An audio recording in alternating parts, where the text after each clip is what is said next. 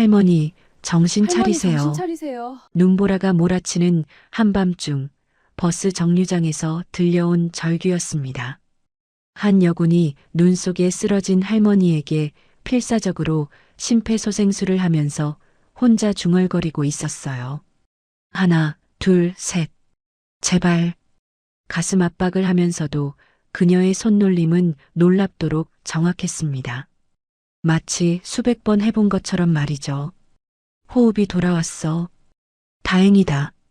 하지만 안심할 상황은 아니었습니다. 할머니의 체온은 계속 떨어지고 있었거든요. 지금 병원에 못 가면 정말 위험해. 혈압이 너무 떨어졌어. 이상한 일이었습니다. 21살의 평범해 보이는 여군이 어떻게 이렇게 정확한 의학적 판단을 혼자서 내릴 수 있었을까요? 구급대원들조차 놀랄 정도의 전문성을 보여주면서 말이죠. 3분만 늦었어도 돌이킬 수 없었을 겁니다. 그 여군의 응급처치가 아니었다면 할머니는 그날 밤 세상을 떠났을지도 모릅니다. 하지만 아무도 몰랐어요. 생명을 구한 이 할머니가 도대체 누구인지, 그리고 이 일이 얼마나 엄청난 일을 불러올지를 말이죠. 이 믿기 힘든 반전의 이야기가 궁금하시다면 구독과 좋아요 한 번씩 눌러주세요. 지금부터 들려드릴 이야기는 여러분의 상상을 뛰어넘을 거거든요. 그럼 이 모든 일의 시작을 처음부터 들려드리겠습니다. 사흘 전 경기도 포천에 위치한 육군 보병사단. 전부대 집합. 오늘은 혹한기 야외 훈련이다. 새벽 6시 김 상사의 우렁찬 목소리가 병영 전체를 깨웠습니다. 하사 이소희는 다른 동료들과 함께 서둘러 전투복을 갖춰 입었어요. 소희는 21살, 키 작고 말수 적은 여군이었습니다. 집안 형편이 어려워 고등학교 졸업 후 바로 군에 입대했고 벌써 1년째 복무 중이었어요. 부대에서는 그저 조용하고 성실한 병사로만 알려져 있었죠. 이소희, 너는 오늘 의무병 보조 역할이야. 응급 상황에 대비해서 구급 가방 챙겨. 김 상사가 소희를 불러 지시했습니다. 소희는 고개를 끄덕이며 대답했어요. 네, 알겠습니다. 훈련장은 부대에서 10분 거리에 있는 야산이었습니다. 기온은 영하 15도, 바람까지 매서웠어요. 30여 명의 장병들이 혹한기 생존 훈련을 받기 위해 산속으로 들어갔습니다. 오늘 훈련 목표는 극한 상황에서의 생존 능력 향상이다. 모든 상황을 실전처럼 생각하고 임하라. 박중령의 지시가 떨어지자 본격적인 훈련이 시작됐어요. 장병들은 조를 나누어 각종 장애물을 통과하고 얼음물을 건너며 눈밭에서 엄폐물을 만드는 훈련을 했습니다.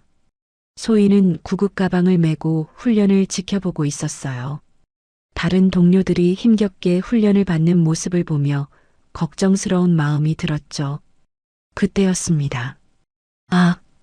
갑자기 비명소리가 들렸어요. 이병 정민수가 장애물을 넘다가 미끄러지면서 날카로운 철봉에 허벅지를 찔리고 말았습니다. 순식간에 피가 콸콸 쏟아져 나왔어요. 어떡해. 피가 너무 많이 나는데. 의무병 어디 있어? 현장이 순식간에 아수라장이 됐습니다. 의무병은 다른 조를 담당하느라 멀리 떨어져 있었고 응급처치를 할 수 있는 사람은 없었어요. 정민수는 점점 얼굴이 창백해지며 의식을 잃어가고 있었습니다.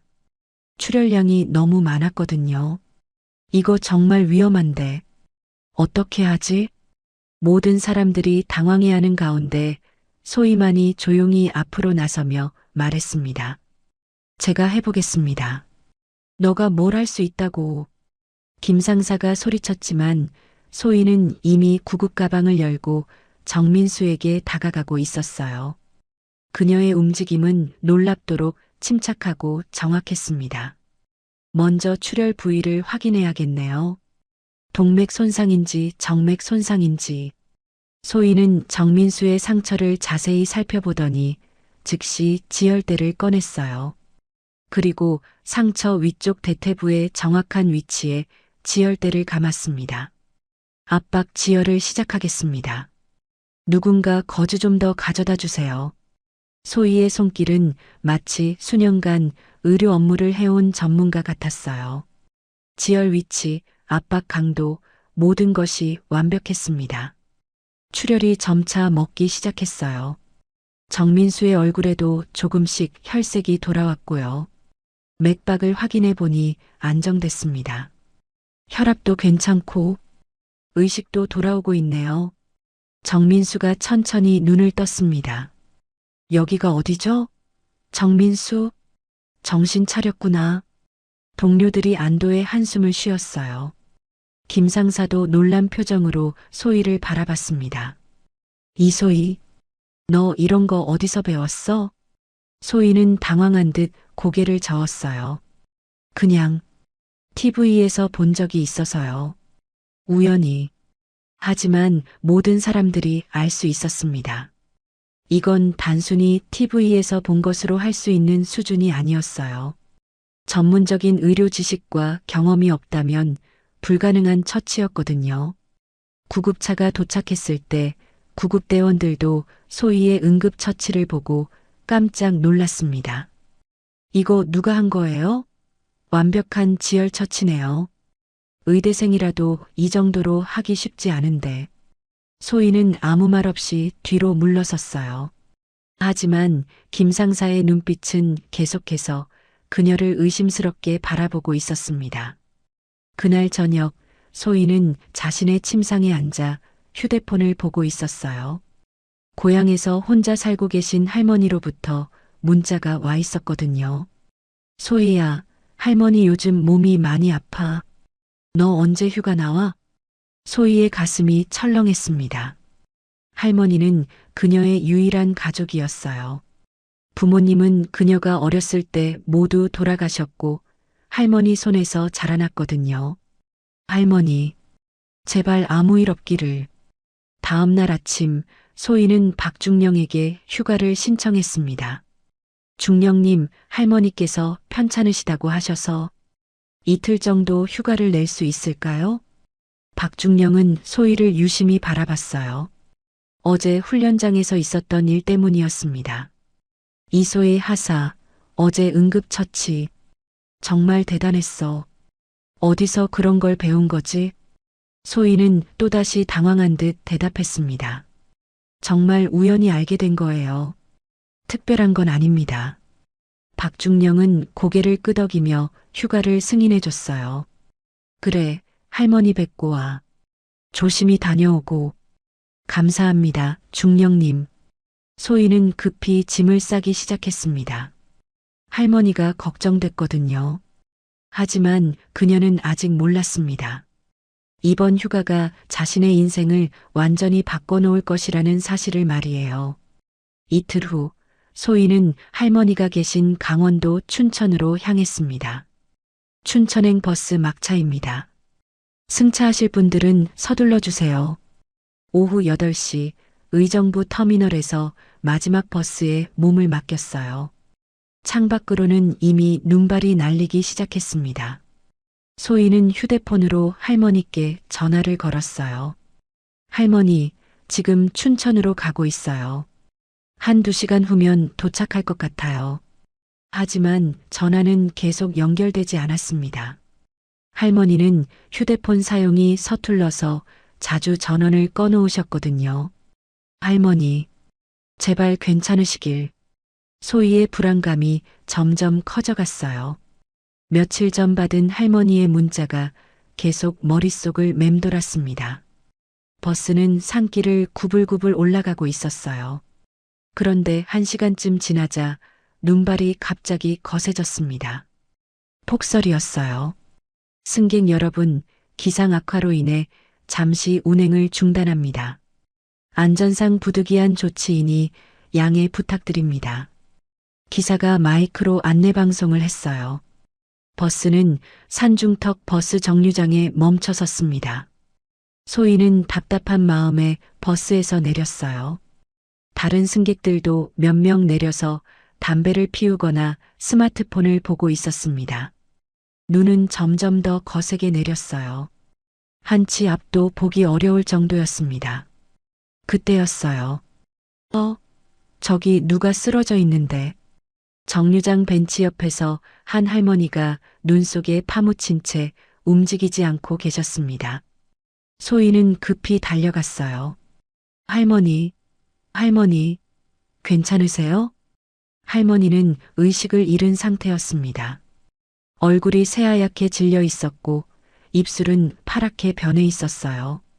소희는 즉시 할머니의 손목에서 맥박을 재기 시작했습니다. 맥박이 분당 40 정도. 너무 약해. 체온도 많이 떨어졌고 그녀는 자연스럽게 할머니의 목 부분에 손을 대어 경동맥 박동도 확인했어요. 그리고 호흡 상태도 점검했습니다. 호흡이 얕고 불규칙해. 저체온증 증상이 심각해요. 다른 승객들이 하나둘 모여들었어요. 어떡해요, 이거? 119에 신고해야겠어요. 휴대폰이 안 터져요. 모든 사람들이 당황하는 가운데 소희만이 침착했습니다. 그녀는 즉시 할머니를 눕혀 기도를 확보했어요. 먼저 기도부터 확보해야 해요. 그리고 체온을 올려드려야겠어요. 소희는 자신의 점퍼를 벗어 할머니께 덮어드렸습니다. 그리고 할머니의 몸을 자신의 체온으로 따뜻하게 해드리기 시작했어요. 심폐소생술을 시작해야겠어요. 혹시 누가 119에 계속 신고해 주세요. 소희는 정확한 위치에서 흉부 압박을 시작했습니다. 압박 깊이, 속도, 모든 것이 완벽했어요. 하나, 둘, 셋, 15. 인공호흡과 흉부 압박을 정확한 비율로 반복했습니다. 마치 수년간 이런 일을 해온 전문 의료진처럼 말이에요. 10분 정도 지났을까요? 할머니가 천천히 의식을 되찾기 시작했어요. 할머니, 정신 차리세요. 할머니가 눈을 뜨며 소희를 바라봤습니다. 그 순간 소희는 깜짝 놀랐어요. 할머니의 눈빛이 예사롭지 않았거든요. 일반적인 시골 할머니와는 다른 뭔가 품격 있는 느낌이었어요. 고맙습니다. 아가씨가 저를 살려주셨군요. 할머니의 말투도 정중하고 격식 있었습니다. 곧이어 구급차가 도착했어요. 구급대원들이 급히 뛰어왔습니다. 환자분이 어디 계세요? 여기요. 구급대원들이 할머니 상태를 확인하더니 깜짝 놀랐어요. 이미 응급처치가 되어 있네요. 누가 하신 거예요? 다른 승객들이 소희를 가리켰습니다. 저 젊은 아가씨가요. 구급대원은 소희에게 다가와 물었어요. 혹시 의료 관계자세요? 이 정도 처치는 일반인이 하기 어려운데. 소희는 당황하며 고개를 저었어요. 아니에요. 그냥 응급처치 교육받은 적이 있어서. 구급차 안에서도 소희의 전문성은 계속 드러났습니다. 할머니를 이송하는 동안 구급대원과 자연스럽게 의료 용어를 주고받았거든요. 혈압이 90에 50이네요. 맥박도 안정됐고 체온은 32도까지 떨어졌었는데 지금은 35도까지 올라왔어요. 구급대원이 의아한 표정으로 소희를 바라봤어요. 아가씨, 정말 의료인 아니세요? 전문 용어도 정확하게 쓰시고 상황 판단도 완벽하신데. 소희는 더욱 당황했습니다. 정말 아니에요. 그냥 TV에서 본 것 같아요. 하지만 구급대원의 의심스러운 시선은 계속됐어요. 병원에 도착해서도 마찬가지였습니다. 응급실 의료진들이 소희의 응급처치 기록을 보고는 모두 놀라워했어요. 이런 완벽한 초기 대응은 의대생도 쉽게 못해요. 정말 일반인이 한 처치인가요? 할머니는 안정을 찾았습니다. 의사는 소희에게 고마움을 표했어요. 정말 고맙습니다. 아가씨가 아니었다면 큰일 날 뻔했어요. 저체온증이 심각했는데 완벽한 초기 처치 덕분에 생명을 구할 수 있었습니다. 소희는 겸손하게 고개를 숙였어요. 다행히 할머니께서 괜찮아지셔서 정말 다행입니다. 그런데 이상한 일이 벌어졌어요. 병원 곳곳에서 의료진들이 소희를 주목하며 수군거리기 시작한 거예요. 저 젊은 아가씨, 정말 일반인 맞나? 응급처치 수준이 전문의 급인데. 소희는 점점 불안해졌습니다. 자신이 너무 눈에 띄고 있다는 걸 느꼈거든요. 할머니가 완전히 의식을 회복하자 소희는 작별 인사를 드렸어요. 할머니, 이제 괜찮으실 것 같으니까 저는 가볼게요. 그런데 할머니가 소희의 손을 잡으며 말씀하셨어요. 아가씨, 정말 고맙습니다. 아가씨 같은 분이 계셔서 이 세상이 따뜻한 것 같아요. 할머니의 눈빛에는 뭔가 깊은 의미가 담겨 있는 것 같았어요. 하지만 소희는 그 의미를 알 수 없었습니다. 병원을 나서는 소희의 마음은 복잡했어요. 자신의 할머니께는 아직 연락도 못했고 부대 복귀 시간은 다가오고 있었거든요. 내일 오전까지는 부대에 복귀해야 하는데. 하지만 소희는 아직 몰랐습니다. 자신이 구한 그 할머니가 누구신지, 그리고 이 일이 자신의 운명을 어떻게 바꿀지 말이에요. 다음 날 새벽 소희는 병원 로비에서 밤을 보냈습니다. 할머니께서 완전히 회복되실 때까지 지켜보고 싶었거든요. 게다가 폭설 때문에 교통편도 끊어져 있었어요. 오전 6시 소희는 할머니 병실로 향했습니다. 할머니께서는 많이 좋아지신 상태였어요. 할머니, 안색이 많이 좋아지셨네요. 아가씨, 밤새 여기 계셨나요? 할머니께서 놀라며 물어보셨어요. 소희는 겸손하게 미소 지었습니다. 괜찮습니다. 할머니께서 무사하신 게 다행이에요. 그때 간호사가 들어왔습니다. 환자분, 담당 의사 선생님이 오전 회진 때 뵙겠다고 하세요. 그런데 간호사가 소희를 바라보며 말을 이었어요. 혹시 아가씨가 어제 응급처치 해주신 분이세요? 네, 맞습니다. 원장님께서 꼭 뵙고 싶다고 하시는데요. 잠깐 시간 내실 수 있으세요? 소희는 당황했습니다. 왜 병원 원장이 자신을 만나려고 하는지 이해할 수 없었거든요. 저는 특별한 건 아니에요. 그냥 응급 상황이어서. 아니에요. 어제 응급실 의료진들이 모두 놀랐어요. 그 정도 처치는 정말 쉽지 않거든요. 소희는 어쩔 수 없이 원장실로 향했습니다. 원장실에는 50대 중반의 의사가 앉아 있었어요. 그의 표정은 진지했습니다. 안녕하세요. 저는 춘천중앙병원 원장 김진수입니다. 앉으세요. 네, 안녕하세요.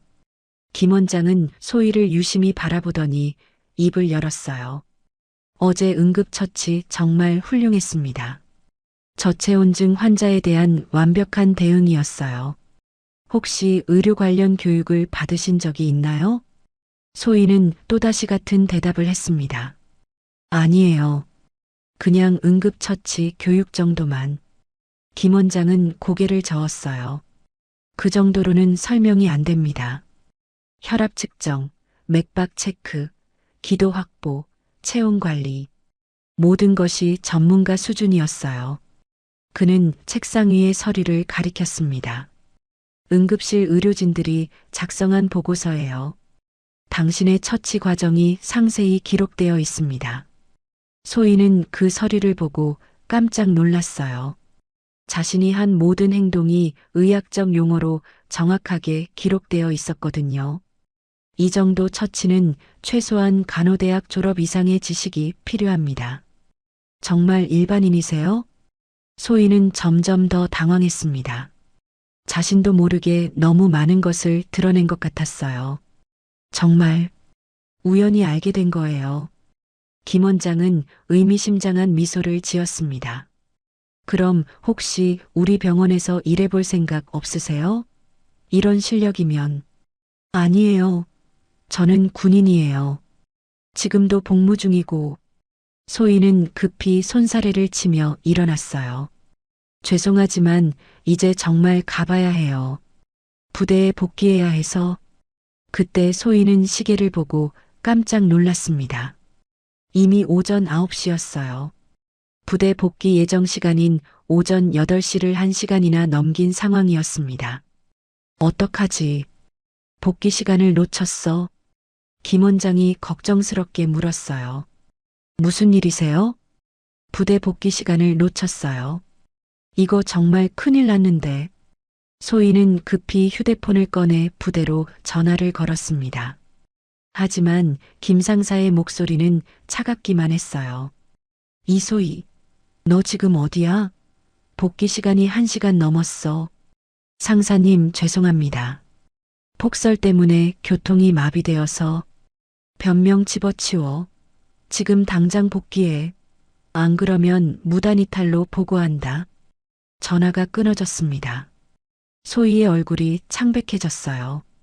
김 원장이 동정어린 시선으로 바라봤습니다.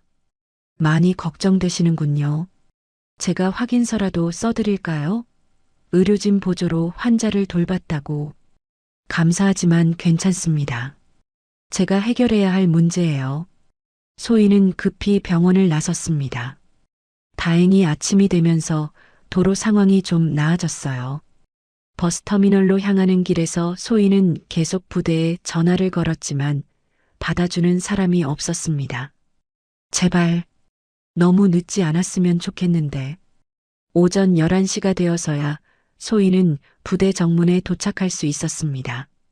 이미 복귀 시간보다 3시간이나 늦은 상황이었어요.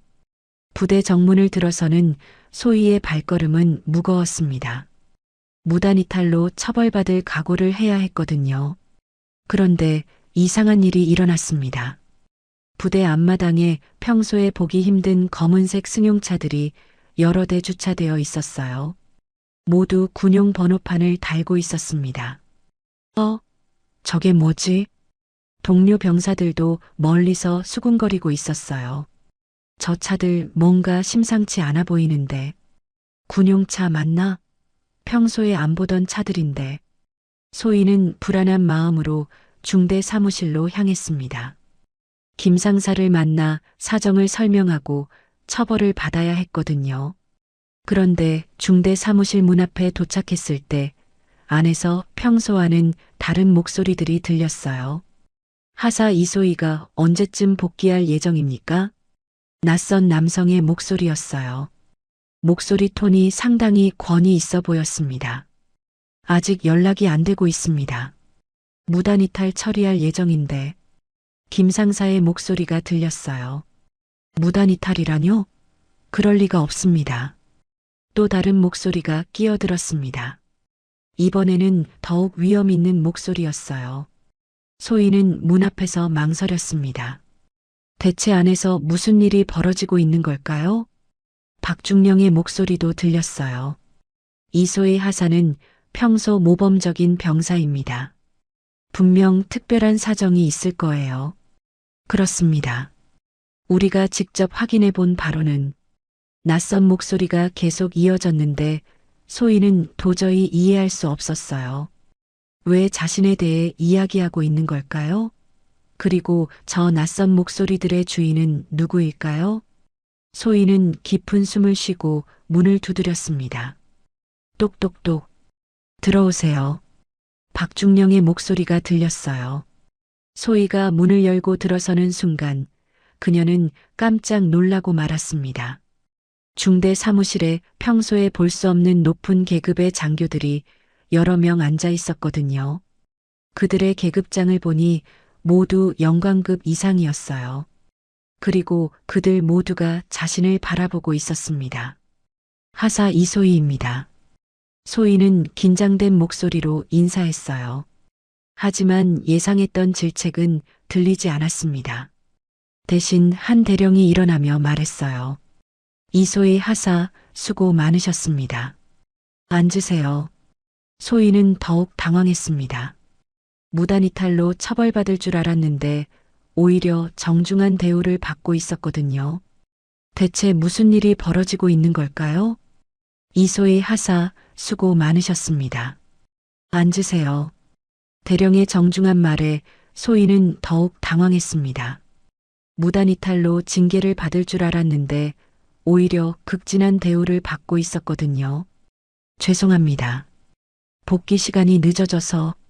소희가 사과하려 하자 다른 중령이 손을 저으며 말했어요. 아닙니다. 늦을 수밖에 없는 상황이었다고 들었습니다. 박중령이 소희에게 설명했어요. 이소희 하사, 춘천중앙병원에서 연락이 왔습니다. 어젯밤 응급 상황에서 환자를 구조했다고 하더군요. 소희는 깜짝 놀랐어요. 병원에서 부대에 연락을 한 거였나요? 대령이 서류를 보며 말했습니다. 춘천중앙병원 김진수 원장으로부터 공식 확인서가 왔습니다. 이소희 하사가 저체온증 환자를 완벽하게 응급처치하여 생명을 구했다고 하는군요. 다른 중령이 고개를 끄덕였어요. 그뿐만 아니라 응급처치 수준이 전문 의료진 급이었다고 평가되었습니다. 소희는 점점 더 혼란스러웠습니다. 왜 이렇게 많은 고급 장교들이 자신의 일에 관심을 보이는 걸까요? 그런데 하사님, 한소령이 조심스럽게 물었어요. 혹시 의료 관련 교육을 받은 적이 있나요? 응급처치 교육 말고 좀 더 전문적인. 소희는 또다시 같은 대답을 했습니다. 아닙니다. 정말 기본적인 응급처치만 알고 있습니다. 장교들은 서로 의미심장한 시선을 주고받았어요. 대령이 다시 입을 열었습니다. 이소희 하사, 혹시 가족 중에 의료인이 계신가요? 아닙니다. 저는 할머니와 단둘이 살고 있습니다. 부모님은? 소희의 표정이 어두워졌어요. 어렸을 때 돌아가셨습니다. 장교들의 표정도 진지해졌습니다. 뭔가 중요한 정보를 확인하려는 듯 했어요. 그때 김 상사가 조심스럽게 끼어들었습니다. 실례지만 이소희 하사가 어떤 문제라도 있는 겁니까? 평소에는 정말 모범적인 병사인데. 대령이 고개를 저었어요. 문제가 아닙니다. 오히려. 그는 말을 멈추고 다른 장교들을 바라봤어요. 마치 뭔가 중요한 결정을 내리려는 듯 했습니다. 이소희 하사, 혹시 구하신 할머니가 어떤 분이신지 아시나요? 소희는 고개를 저었어요. 아닙니다. 그냥 길에서 쓰러져 계셔서. 성함이나 신원을 확인해 보신 적은? 아닙니다. 응급 상황이어서 그런 건 생각할 겨를이 없었어요. 장교들이 다시 시선을 주고받았어요. 뭔가 중대한 사실을 소희에게 알려줄지 말지 고민하는 것 같았습니다. 그때 부대 밖에서 차량 소음이 들렸어요. 또 다른 군용차가 도착한 모양이었습니다. 소령이 창문을 통해 밖을 확인하더니 깜짝 놀라며 말했어요. 참모총장님 차량입니다. 사무실 안이 순식간에 긴장된 분위기가 됐어요. 모든 장교들이 일어나 자세를 정렬했습니다. 소희는 더욱 당황했어요. 참모총장이라니. 육군의 최고 책임자가 이 작은 부대에 오신다는 게 믿어지지 않았거든요. 이소희 하사, 잠깐 밖에서 기다리고 계세요. 박중령이 소희에게 말했어요. 네, 알겠습니다. 소희는 사무실을 나와 복도에서 기다렸습니다. 마음이 두근거렸어요. 대체 무슨 일이 일어나고 있는 걸까요? 곧이어 정문 쪽에서 발걸음 소리가 들렸어요. 여러 명이 함께 걸어오는 소리였습니다. 복도 끝에서 육군 참모총장이 나타났어요. 그의 계급장이 번쩍였고 함께 온 수행원들도 모두 고급 장교들이었습니다. 소희는 급히 차렷 자세를 취했어요. 참모총장은 소희를 지나치며 잠깐 멈춰 섰습니다. 이분이 이소희 하사인가요? 수행원 중 한 명이 대답했어요. 그렇습니다, 총장님. 참모총장은 소희를 유심히 바라보더니 고개를 끄덕였어요. 수고하셨습니다. 그리고는 사무실로 들어가셨습니다. 소희는 더욱 혼란스러웠어요. 참모총장께서 자신을 아시는 것 같은데 대체 어떻게 된 일인지 이해할 수 없었거든요. 사무실 안에서는 한동안 대화가 이어졌어요. 하지만 목소리가 낮아서 무슨 내용인지 들을 수가 없었습니다. 30분 정도 지났을까요? 사무실 문이 열리고 박중령이 나왔어요. 이소희 하사, 들어오세요. 소희가 사무실에 들어가니 참모총장께서 직접 일어나 맞아주셨어요. 앉으세요, 하사님. 참모총장의 정중한 태도에 소희는 더욱 당황했습니다. 이소희 하사, 어제 춘천에서 할머니 한 분을 구해주셨다고 들었습니다. 네. 그냥 응급 상황이어서. 참모총장은 따뜻한 미소를 지으며 말했어요. 그 할머니가 누구신지 아시나요? 소희는 고개를 저었어요. 아닙니다. 성함도 모르고. 참모총장은 잠깐 망설이더니 천천히 입을 열었습니다. 그분은 저의 어머니입니다. 사무실 안이 정적에 휩싸였어요. 소희의 눈이 커졌습니다. 네, 어머니라고요? 그렇습니다. 어제 어머니께서 고향에 내려가셨다가 갑작스럽게 쓰러지셨는데 이소희 하사님이 구해주신 거였습니다. 소희는 충격에 말을 잇지 못했어요. 자신이 구한 할머니가 참모총장의 어머니셨다니. 그래서 제가 직접 찾아온 겁니다. 감사 인사를 드리고 싶어서 말이죠. 참모총장이 정중하게 고개를 숙였어요. 정말 고맙습니다. 어머니의 생명을 구해주셔서. 소희는 급히 일어나며 손사래를 쳤어요. 아닙니다. 당연한 일을 한 거예요. 그런 큰 감사를. 아닙니다. 의료진들 말로는 당신의 처치가 없었다면 정말 위험했을 거라고 합니다. 참모총장은 진심이 담긴 목소리로 말했어요. 그런데 한 가지 궁금한 게 있습니다. 네. 의료진들이 모두 놀랐다고 하더군요. 전문 의료인 수준의 처치였다고. 어떻게 그런 실력을 갖게 되신 건가요? 소희는 또다시 같은 대답을 할 수밖에 없었어요. 그냥 우연히 알게 된 거예요. 참모총장은 의미심장한 표정을 지었습니다. 마치 뭔가 더 알고 있는 듯한 눈빛이었어요. 그렇군요. 참 신기한 우연이네요. 그는 잠깐 생각에 잠기더니 다시 말했어요. 이소희 하사, 혹시 어머니를 직접 뵈러 가실 생각은 없으세요? 어머니께서 꼭 다시 뵙고 싶어 하시거든요.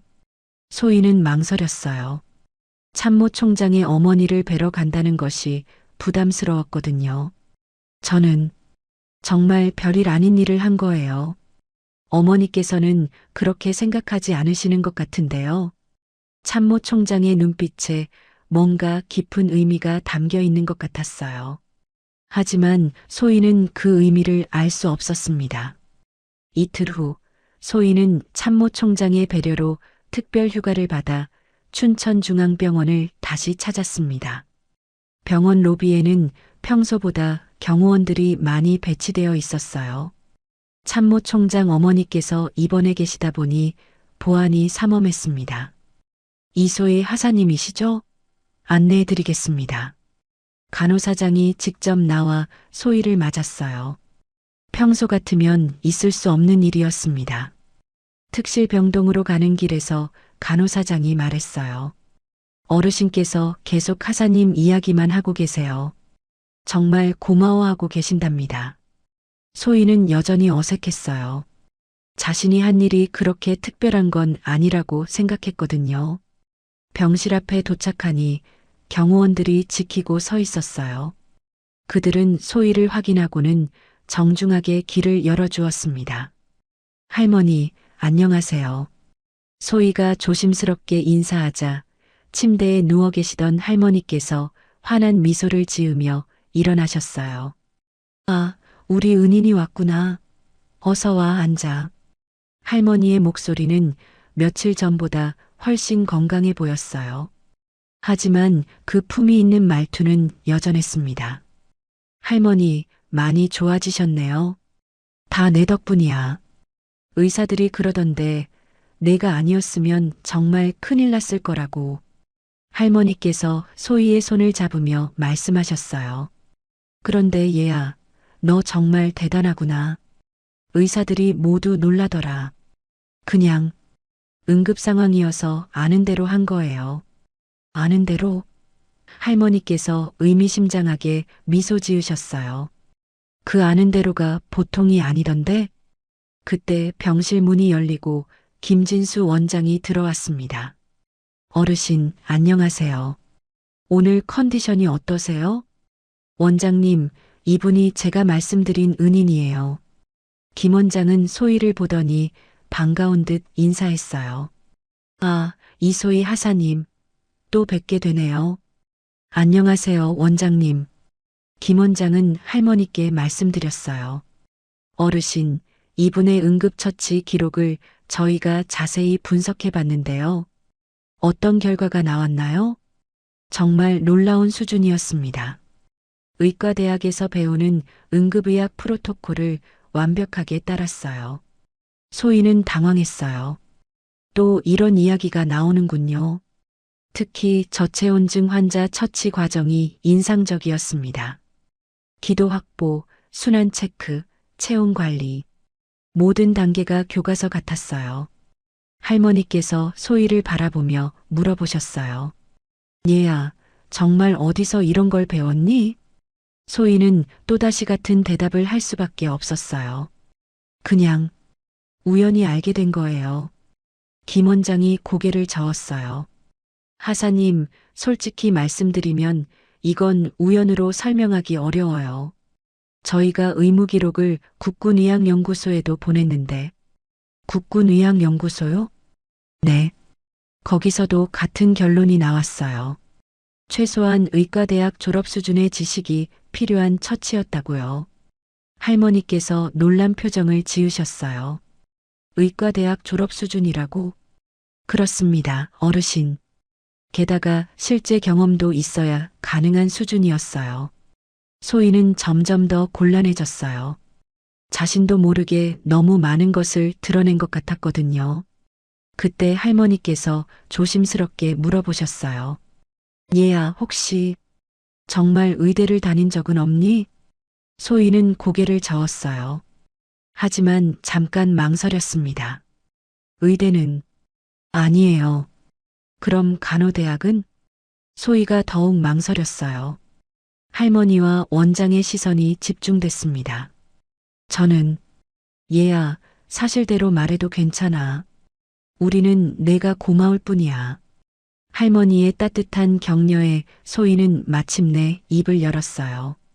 사실은 국군간호사관학교를 졸업했어요. 김 원장이 깜짝 놀랐어요. 국군간호사관학교요? 그럼 정식 간호사 자격이 있으시네요. 네. 하지만 그럼 왜 일반 병사로 복무하고 계시는 거예요? 소희의 표정이 어두워졌어요. 집안 사정 때문에 장교로 임관하지 못하고 부사관으로 입대했어요. 할머니께서 안쓰러운 표정으로 바라보셨어요. 그런 사정이 있었구나. 김 원장이 더 자세히 물어봤어요. 혹시 간호사관학교에서 성적은 어떠셨나요? 소희는 망설이다가 작은 목소리로 대답했어요. 수석으로 졸업했어요. 병실 안이 정적에 휩싸였어요. 수석이라고요? 김 원장이 놀라며 되물었어요. 네. 국군간호사관학교 수석 졸업이면 정말 대단한 거네요. 그럼 의료진들이 놀란 이유를 알겠어요. 할머니께서도 깜짝 놀라셨어요. 얘야, 그렇게 뛰어난 실력이 있으면서 왜 숨기고 있었니? 별로 자랑할 일도 아니고 지금 상황에서는 그냥 평범한 병사로 지내는 게 낫다고 생각했어요. 김 원장이 안타까운 표정을 지었어요. 정말 아까운 인재네요. 그런 실력이 묻혀 있다니.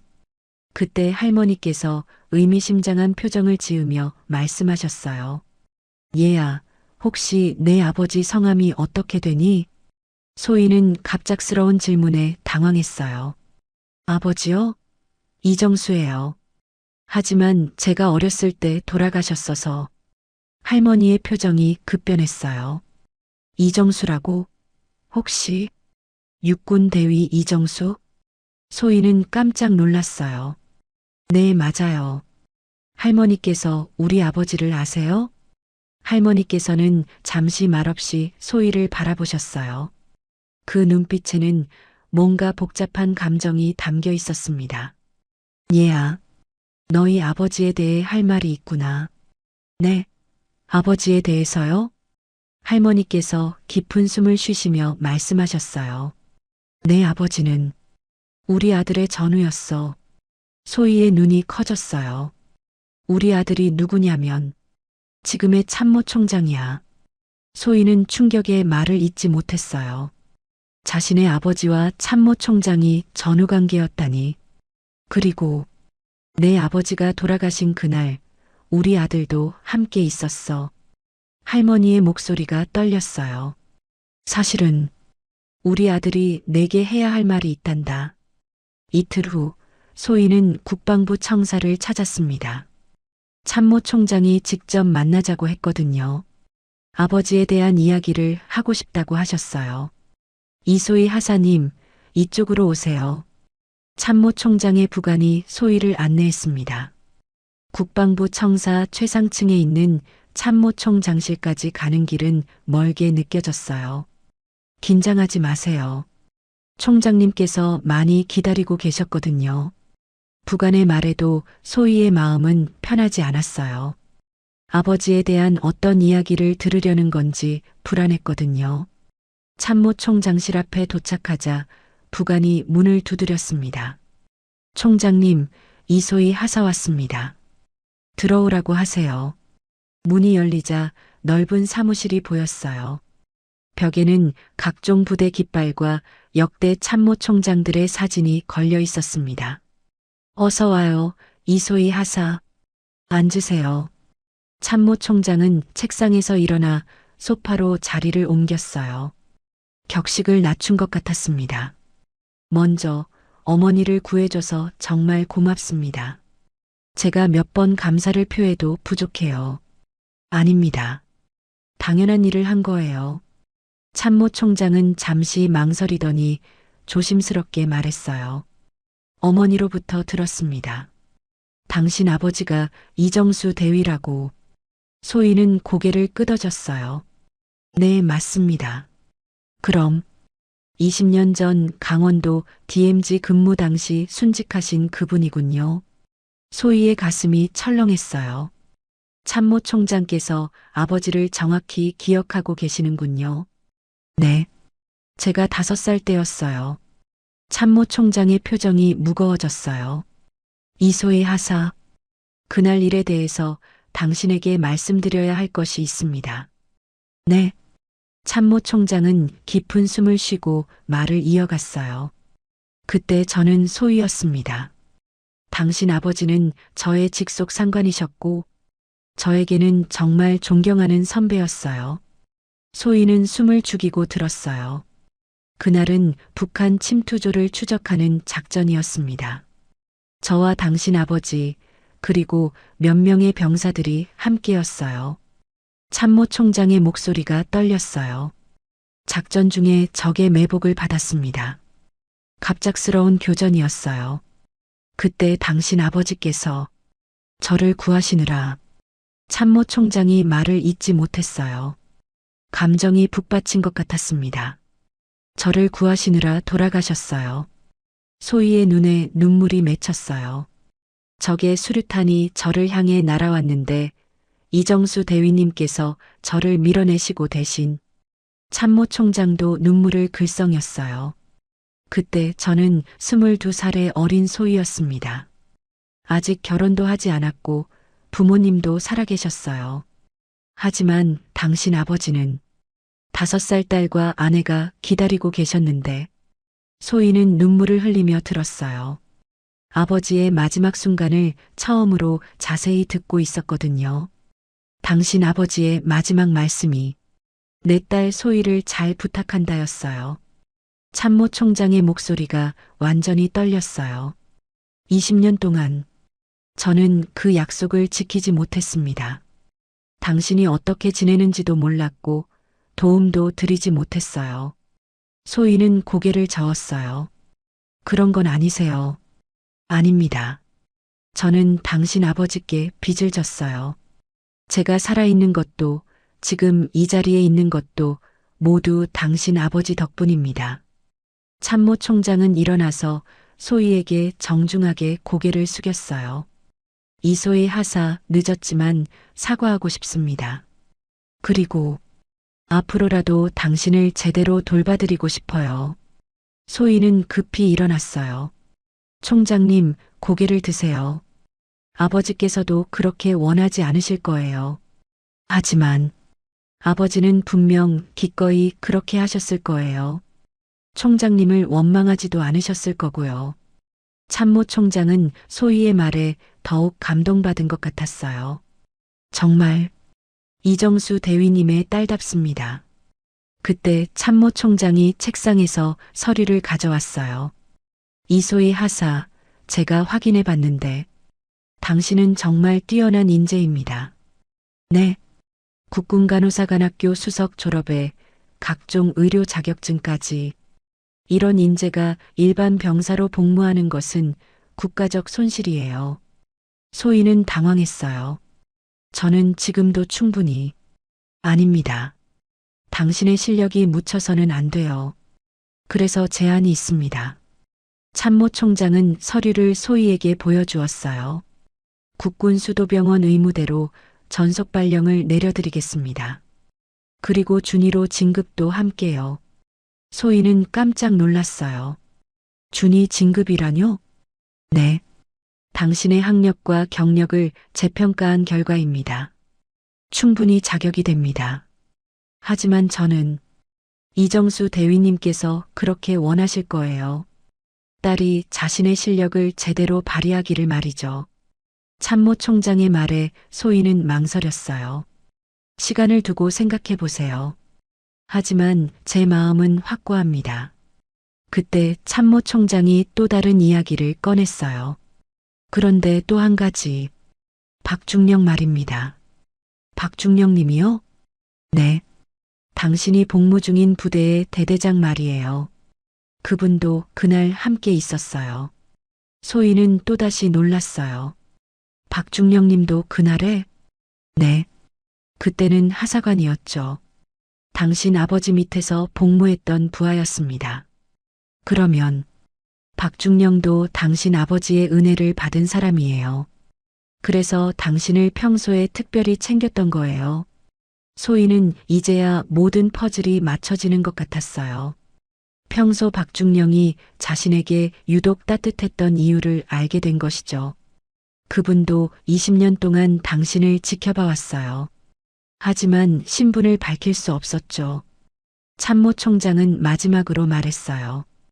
이소희 하사, 당신은 혼자가 아닙니다. 당신 아버지를 기억하고 사랑하는 사람들이 있어요. 소희의 눈에서 눈물이 흘렀어요. 20년 동안 혼자라고 생각했는데 사실은 많은 사람들이 자신을 지켜보고 있었던 거였어요. 감사합니다. 정말 감사합니다. 참모 총장도 눈물을 글썽이며 말했어요. 제가 더 감사해요. 이정수 대위님의 딸을 만날 수 있어서, 그리고 어머니를 구해줘서. 소희는 이제 자신의 앞에 새로운 길이 열린다는 것을 느꼈어요. 아버지의 사랑과 동료들의 보살핌 속에서 말이에요. 일주일 후 소희는 부대로 돌아왔습니다. 하지만 예전과는 모든 것이 달랐어요. 참모 총장과의 만남 이후 소의 자신도 변했고 주변 사람들도 달라져 있었습니다. 이소희 하사 돌아왔구나. 박중령이 따뜻하게 맞아주었어요. 이제는 그 따뜻함의 이유를 알 수 있었죠.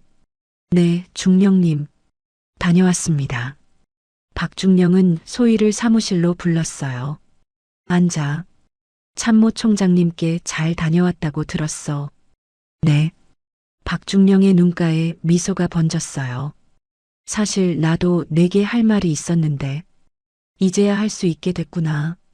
중령님, 내 아버지는 정말 훌륭한 분이셨어.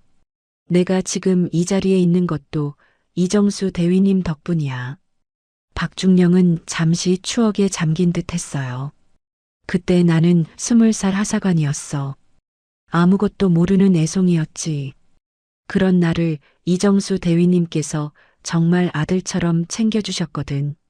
아버지께서, 내 아버지는 항상 말씀하셨어. 내 딸 소희가 자라면 정말 자랑스러운 사람이 될 거야라고. 소희의 눈에 눈물이 맺혔어요. 그 말씀이 맞았어. 내가 이렇게 훌륭하게 자랐잖아. 그때 김 상사가 사무실로 들어왔어요. 평소와 달리 조심스러운 표정이었습니다. 중령님, 이소희 하사가 돌아왔다고 해서. 아, 김 상사. 잘 왔어. 앉아. 김 상사는 소희를 바라보며 어색하게 인사했어요. 이소희 하사. 그동안 수고 많았어. 소희는 깜짝 놀랐어요. 김 상사가 이렇게 정중하게 말하는 것은 처음 봤거든요. 박중령이 김 상사에게 말했어요. 김 상사, 이소희 하사에 대해서는 특별히 배려해주기 바라. 그럴 만한 이유가 있으니까. 네, 알겠습니다. 김 상사의 태도가 완전히 달라져 있었어요. 며칠 전까지만 해도 무단 이탈로 처벌하려 했던 사람과는 다른 사람 같았습니다. 박중령이 소희에게 말했어요. 그런데 소희야, 참모총장님께서 제안하신 일, 어떻게 생각해? 아직 확실히 결정하지 못했어요. 무리하지 마라. 내가 원하는 대로 하면 돼. 그때 김 상사가 조심스럽게 물었어요. 무슨 제안 말씀이신지. 박중령이 설명했어요. 국군수도병원 의무대 전속과 준위 진급 제안이야. 김 상사는 깜짝 놀라며 소희를 바라봤어요. 준위 진급이라고요? 이소희 하사가? 그래. 이소희는 국군간호사관학교 수석 졸업자야. 충분히 자격이 있어.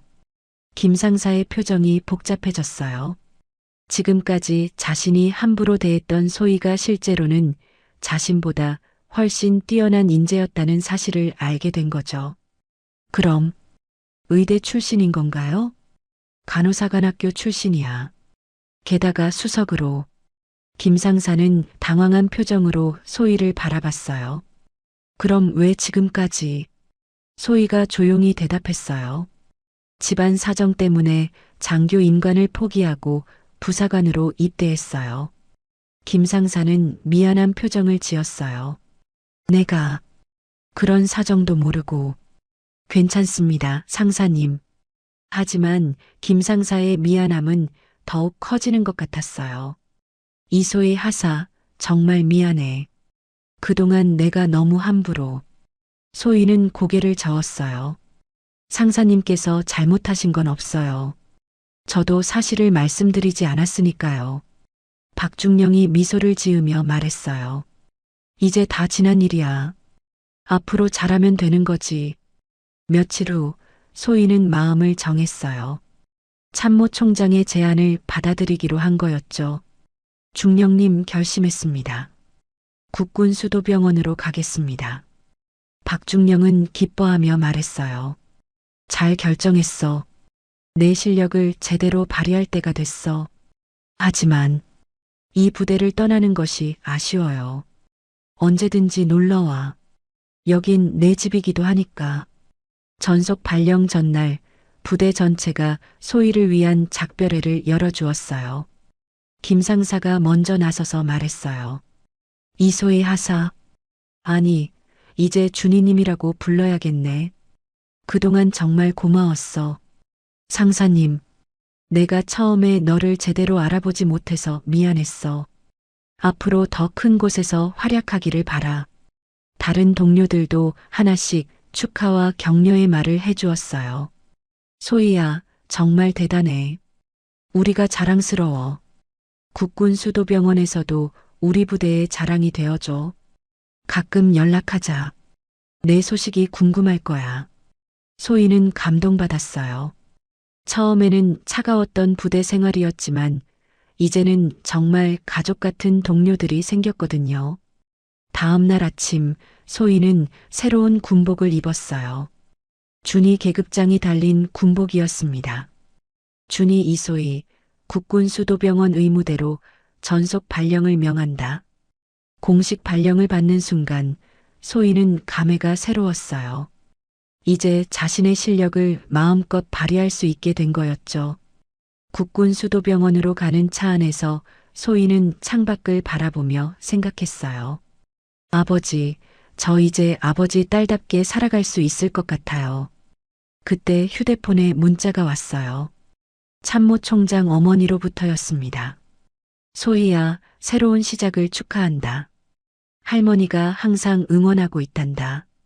소희는 미소를 지었어요. 이제 그녀는 혼자가 아니었습니다. 아버지의 사랑, 동료들의 우정, 그리고 할머니의 격려가 함께 있었거든요. 국군수도병원에 도착한 소희는 당당하게 걸어갔어요. 이제부터 그녀의 진짜 이야기가 시작되는 거였습니다. 준이 이소희, 의무대 보고드립니다. 새로운 출발점에서 소희는 환하게 웃었어요. 숨겨왔던 실력을 마음껏 펼칠 수 있는 곳에서 말이죠. 6개월 후 국군수도병원 의무대. 준이님, 응급실에서 급한이 들어왔습니다. 간호사의 급한 목소리에 소희는 즉시 일어났어요. 어떤 상황인가요? 교통사고 환자인데 다발성 외상에 의식도 없습니다. 소희는 침착하게 응급실로 향했어요. 6개월 전에 그 조심스럽던 모습은 온데간데 없었습니다. 응급실에 도착하자 의료진들이 바쁘게 움직이고 있었어요. 환자 상태 어떤가요? 혈압 70에 40, 맥박 120, 출혈성 쇼크 상태입니다. 소희는 즉시 환자 상태를 점검했어요. 복부 내 출혈이 의심됩니다. 수술 준비하겠습니다. 네, 준이님. 의료진들이 소희의 지시에 따라 신속하게 움직였어요. 이제 그녀는 의료팀의 핵심이 되어 있었습니다. 수술은 3시간 동안 계속됐어요. 소희의 능숙한 처치로 환자는 무사히 생명을 구할 수 있었습니다. 수고하셨습니다, 준이님. 정말 대단하세요. 젊은 의사가 감탄하며 말했어요. 팀워크가 좋았어요. 모두 수고하셨습니다. 소희는 겸손하게 대답했어요. 하지만 그녀의 눈빛에는 자신감이 가득했습니다. 수술을 마치고 휴식실에서 쉬고 있을 때 소희의 휴대폰이 울렸어요. 소희야, 할머니야. 참모총장 어머니의 목소리였어요. 할머니, 안녕하세요? 요즘 어떻게 지내니? 병원 일이 많이 바쁘지? 괜찮아요. 제가 좋아하는 일이니까요. 할머니의 따뜻한 웃음소리가 들렸어요. 그래, 내가 행복해하니까 할머니도 기뻐. 그런데 이번 주말에 시간 있니? 네, 왜요? 우리 아들이. 아니, 참모총장이 가족 식사를 하자고 하는구나. 너도 함께하면 좋겠어. 소희는 잠시 망설였어요. 제가 가족 자리에 가도 될까요? 무슨 소리야? 넌 이미 우리 가족이나 다름없어. 내 아버지와 우리 아들의 인연을 생각해봐. 할머니의 따뜻한 말에 소희는 마음이 따뜻해졌어요. 주말이 되어 소희는 참모총장 집을 찾았습니다. 문을 열어준 것은 참모총장의 부인이었어요. 어머, 소희 씨, 어서 와요. 그동안 소문 많이 들었어요. 안녕하세요. 병원에서 정말 대단하다고 하더라고요. 우리 어머니께서 자랑을 얼마나 하시는지 몰라요. 거실에는 참모총장과 할머니, 그리고 참모총장의 가족들이 모여 있었어요. 어서 와, 소희야. 할머니께서 반갑게 맞아주셨어요. 할머니, 안녕하세요. 참모총장도 일어나서 인사했어요. 소혜준이, 어서 와요. 편하게 앉으세요. 식사 자리에서 참모총장이 말했어요. 소혜준이, 병원에서 소문이 자자하던데요? 응급의학과 교수님도 칭찬이 대단하시더라고요. 과찬이세요. 아니에요. 정말 자랑스러워요. 할머니께서도 기뻐하시며 말씀하셨어요. 우리 소희가 이렇게 훌륭하게 자란 걸 보니까 이정수 씨가 얼마나 기뻐하실까 싶어 소희의 눈가에 미소가 번졌어요. 참모 총장이 진지하게 말했어요. 소희 준이 한 가지 제안이 더 있어요. 네. 군의관 과정에 지원해 보는 게 어때요? 당신 실력이면 충분히 가능할 거예요. 소희는 깜짝 놀랐어요. 군의관이라뇨? 네. 의과대학 편입 후 군의관으로 복무하는 겁니다. 물론 전액 국비 지원으로요. 할머니께서도 기뻐하시며 말씀하셨어요. 정말 좋은 기회네. 어떻게 생각해, 소희야? 소희는 잠시 생각했어요. 정말 꿈만 같은 기회였습니다. 감사합니다. 진지하게 생각해 보겠습니다. 좋아요. 언제든지 결정하면 알려주세요. 식사를 마치고 돌아가는 길에 소희는 참모 총장과 단둘이 이야기할 기회가 있었어요. 소희 준이 정말 고마워요. 제가요? 어머니를 구해주신 것도 그렇고 무엇보다 당신을 통해서 이정수 대위님을 다시 만날 수 있었어요. 참모 총장의 목소리가 벅찼어요. 당신을 보면서 이정수 대위님의 모습을 많이 떠올리게 돼요. 그분의 성품이 고스란히 딸에게 전해진 것 같아서 소희도 감동받았어요. 아버지께서 저에게 정말 소중한 인연을 남겨주신 것 같아요. 그래요. 인연이라는 게 참 신기해요. 20년이 지나서 이렇게 다시 만나게 되다니. 일주일 후 소희는 원래 부대를 방문했어요. 박중령과 김상사 그리고 동료들을 만나기 위해서였죠. 준이님, 정말 달라지셨네요. 동료들이 반갑게 맞아주었어요. 소희야, 정말 자랑스럽다. 병원에서 활약하고 있다는 소문 들었어. 박중령이 기뻐하며 말했어요. 김상사도 진심 어린 축하를 건넸어요. 준이님, 정말 대단하세요. 처음부터 알아봤어야 했는데. 상사님, 그런 말씀 마세요. 덕분에 많이 배웠어요. 내가 배운 게 더 많아. 사람을 겉모습으로 판단하면 안 된다는 걸 배웠거든. 모두가 웃었어요. 그날 저녁 소희는 아버지 산소를 찾았습니다. 오랜만에 찾는 아버지 곁이었어요. 아버지, 안녕하세요. 딸 소희예요. 바람이 살랑 불어왔어요. 아버지, 이제 아버지 딸답게 살고 있어요. 숨기지 않고 당당하게요. 소희는 아버지께 그동안의 일들을 자세히 말씀드렸어요. 참모 총장님도 만났어요. 아버지 이야기도 많이 들었고요. 아버지가 얼마나 훌륭한 분이셨는지 알게 됐어요. 눈물이 흘렀어요. 이제 혼자가 아니에요. 아버지를 기억하는 많은 분들이 저를 아껴주시고 계세요. 저녁 노을이 아름답게 물들어가고 있었어요. 아버지, 앞으로도 아버지 딸로서 자랑스럽게 살겠어요. 많은 사람들을 도우면서 살아갈게요. 소희는 환하게 웃었어요. 이제 그녀에게는 새로운 꿈과 희망이 있었습니다. 그리고 그 모든 것을 함께 나눌 수 있는 가족 같은 사람들이 있었어요. 폭설 속에서 할머니를 구했던 그날부터 시작된 이 모든 일들이 정말 기적 같았습니다. 하지만 소희는 알고 있었어요. 이것은 기적이 아니라 아버지가 남겨주신 사랑의 결과라는 것을요. 그리고 그 사랑이 계속해서 새로운 인연들을 만들어갈 것이라는 것도 말이에요. 소희는 당당하게 앞으로 걸어갔습니다. 이제 그녀의 진짜 인생이 시작된 거였어요. 지금까지 이소희의 이야기를 들어주셔서 감사합니다. 한 사람의 작은 친절이 어떻게 큰 기적을 만들어내는지 보셨죠?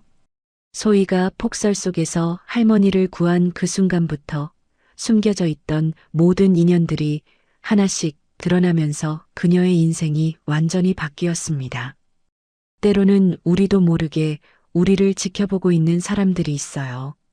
그리고 우리의 진심 어린 행동이 누군가에게는 생명을 구하는 일이 될 수도 있죠. 소희처럼 자신의 실력을 숨기고 살고 계시는 분들이 계실지도 모르겠습니다. 언젠가는 그 실력이 빛을 발할 때가 올 거예요. 포기하지 마시고 계속 정진하시길 바랍니다. 이런 감동적인 이야기가 더 궁금하시다면 구독과 좋아요 버튼을 꾹 눌러주세요. 그리고 여러분의 소중한 댓글도 남겨주시면 정말 감사하겠습니다. 다음에도 더욱 흥미진진한 이야기로 찾아뵙겠습니다. 시청해주셔서 감사합니다.